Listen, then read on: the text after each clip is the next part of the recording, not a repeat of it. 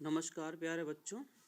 आज हम करेंगे शिक्षा निदेशालय राष्ट्रीय राजधानी क्षेत्र दिल्ली कार्यपत्रक 15 है। पाठ 2 है व्यापार से साम्राज्य तक और विषय हमारा सामाजिक विज्ञान, नए शासन की स्थापना और कंपनी की फौज। तो बच्चों इसके अंदर हम चर्चा करेंगे और देखते हैं मेन पॉइंट्स को देखते हैं। जैसे कि बच्चों मैं यहाँ पे देखिए आप येलो, स्काई ब्लू, ग्रीन, इनको हम खास पॉइंट जो है इनको देखते हैं। जैसे कि नए शासन की स्थापना, आप देखोगे बच्चों की गवर्नर जनरल वॉरेन हेस्टिंग की बात करते हैं, जिनका टाइम पीरियड है 1773 से लेके 1785 तक। उन्होंने क्या महत्वपूर्ण काम किए?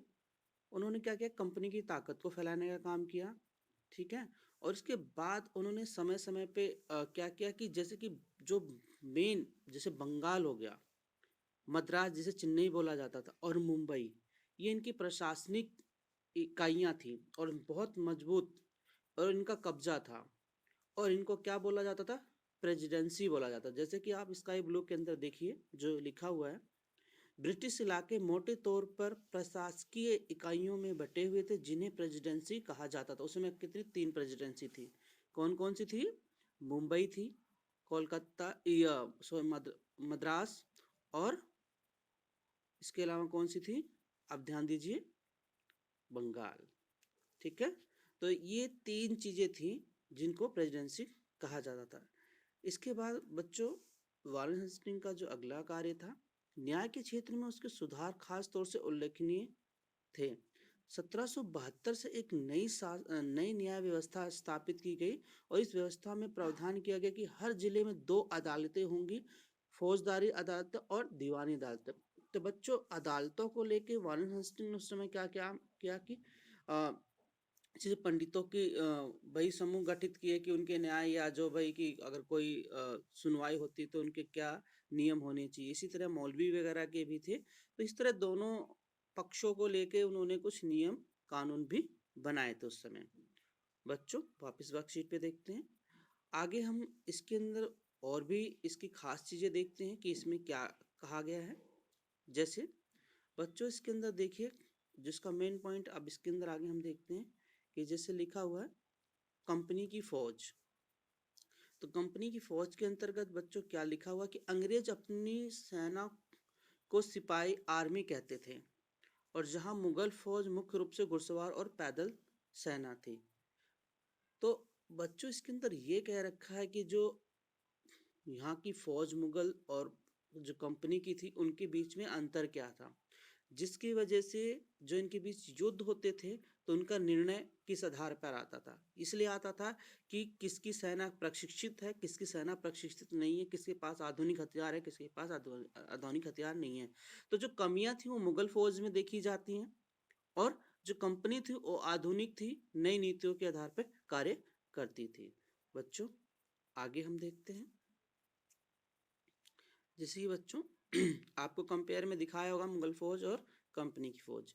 इसके बाद हम नीचे देखते हैं इस वर्कशीट के अंदर ही बच्चों, देखिए जो लिखा है, अनुशासित और पेशेवर सिपाहियों की सेना खड़ी करने के चक्कर में अंग्रेज कई बार जातीय समूहों की भावनाओं को नजरअंदाज कर देते थे। तो क्या था, ये जातीय भेदभाव उस समय सेना में भर्ती करते समय नहीं देखते थे। तो कहीं ना कहीं ये चीज टूटी वहां पे। और इसके अलावा बच्चों आगे जो पॉइंट देखते हैं, एक भौगोलिक औपनिवेशिक शक्ति बन गई कौन? East India company. और 19वीं सदी में कुछ आविष्कार, तकनीकी आविष्कार हुए, जिसके अंदर क्या था, भाप का आविष्कार, भाप के इंजन वगैरह, इसका इस्तेमाल कई चीजों में होने लगा था। इसके अलावा बच्चों इसके अंदर देखिए आप जो दिया हुआ है कि क्या लिखा हुआ है कि इसके अंदर की 1857 तक भारतीय उपमहाद्वीपों के 63% भूभाग और 78% आबादी पर कंपनी का सीधा शासन स्थापित हो चुका था। देश के शेष भाग और आबादी पर कंपनी का अप्रत्यक्ष प्रभाव था। इस प्रकार व्यवहारिक स्तर पर ईस्ट इंडिया कंपनी इस पूरे भारत को अपने नियंत्रण में ले चुकी थी। तो बच्चों इसके कुछ मेन पॉइंट मैंने पढ़े हैं, आपको सुनाया है, बताया है और समझाने का प्रयास था। इसके अलावा हम प्रश्न उत्तरों के माध्यम से इसको फिर पुनः समझने का प्रयास करेंगे। तो देखिए इनके प्रश्न क्या क्या हैं। जैसे बच्चों आप देख रहे होगे कि जैसे इसने पहला प्रश्न पूछा ही है कि प्रेसिडेंसी क्या का अर्थ क्या है, ठीक है। 3 प्रेसिडेंसी कौन कौन सी थी, जैसे कि अभी हमने ऊपर चर्चा की थी, फिर भी मैं आपको एक बार दोबारा से इस पे दिखा देता हूँ और आप देखिए और इसको। तो बच्चों देखिए इसके अंदर क्या लिखा हुआ है, जो आपको स्काई ब्लू के अंदर देखिए, ब्रिटिश इलाके मोटे तौर पर प्रशासकीय इकाइयों में बटे हुए थे जिन्हें प्रेसिडेंसी कहा जाता था। उस समय 3 प्रेसिडेंसी थी, कौन सी, बंगाल, मद्रास जिसे चेन्नई कहा जाता था और मुंबई। तो बच्चों ये प्रश्न पहले का हमारा आंसर था। वापस हम प्रश्न देखते हैं। कह रहा है कि वॉरेन हेस्टिंग्स कौन था, उसने कंपनी की ताकत फैलाने में क्या भूमिका निभाई। तो बच्चों इस दूसरे प्रश्न का उत्तर देखिए, धीरे धीरे हमारी वर्कशीट भी पूरी इसी के अंदर आ जाएगी। जैसे देखिए हमने देखा वॉरेन हेस्टिंग्स प्रथम गवर्नर जनरल था, भैया सबसे बड़ा, बच्चों ये सबसे बड़ा होता है, और उसने कंपनी की ताकत बढ़ाने में बहुत महत्वपूर्ण भूमिका निभाई। वॉरेन हेस्टिंग्स के समय तक आते आते इन कंपनी ने न केवल बंगाल बल्कि मुंबई और मद्रास में भी सत्ता स्थापित कर ली। तो एक व्यक्ति ने किस प्रकार अपनी शक्ति का, अपनी कंपनी की शक्ति का विस्तार किया। आगे प्रश्न देखते हैं बच्चों। लिखा प्रश्न नंबर 3, वॉरेन हेस्टिंग्स ने न्याय के क्षेत्र में कौन से प्रमुख सुधार किए। तो प्रश्न 3 देखिए बच्चों, ये अगर आप बच्चों ध्यान से पढ़ो तो वर्कशीट के अंदर का ही इसका आंसर हमें मिल जाता है।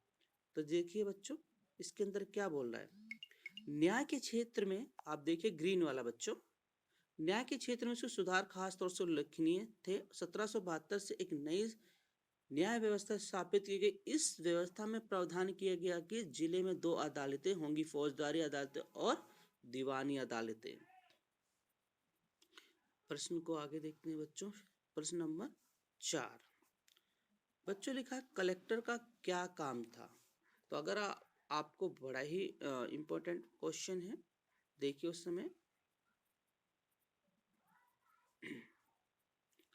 बच्चों जैसा कि आपको ये दिख रहा होगा, जो बैगनी कलर में जो आपको दिख रहा है, जो बिल्कुल नीला कलर, उसके अंदर इसका आंसर है। जैसे उसका मुख्य काम लगान और कर इकट्ठा करना था तथा न्यायाधीशों, पुलिस अधिकारियों व दरोगा की सहायता से जिले में कानून व्यवस्था बनाए रखना होता था। कलेक्टर का काम था बच्चों।